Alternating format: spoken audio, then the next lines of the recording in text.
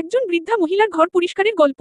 এখন আমি আপনাদের মাঝে রাসূল সাল্লাল্লাহু আলাইহি ওয়াসাল্লামের যুগে বৃদ্ধ মহিলা এবং রাসূল সাল্লাল্লাহু আলাইহি ওয়াসাল্লামের মহানুভবতার গল্প শোনাবো, যা শুনলে আপনাদের হৃদয় শীতল হবে ইনশাল্লাহ।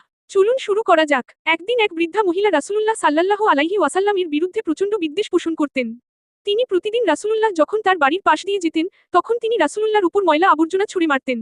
কিন্তু রাসূলুল্লাহ সাল্লাল্লাহু আলাইহি ওয়াসাল্লাম কখনো রাগ করতেন না, বরং ধৈর্য ধারণ করতেন। একদিন তিনি দেখলেন যে সেই বৃদ্ধা মহিলা কোন ময়লা ফেলছেন না। তিনি চিন্তিত হয়ে মহিলার খোঁজ নিলেন এবং জানতে পারলেন যে তিনি অসুস্থ। তখন রাসূলুল্লাহ সাল্লাল্লাহু আলাইহি ওয়াসাল্লাম তাকে দেখতে গেলেন এবং তার সেবা করলেন। এই দেখে বৃদ্ধা খুবই লজ্জিত হলেন এবং বুঝতে পারলেন তিনি যাকে অপমান করতেন তিনি কত মহান একজন মানুষ। এরপর তিনি ইসলাম গ্রহণ করেন। এই গল্প থেকে আমরা যা শিখলাম যে ক্ষমাশীলতা, সহানুভূতি ও ধৈর্য মানুষের হৃদয় জয় করতে পারে।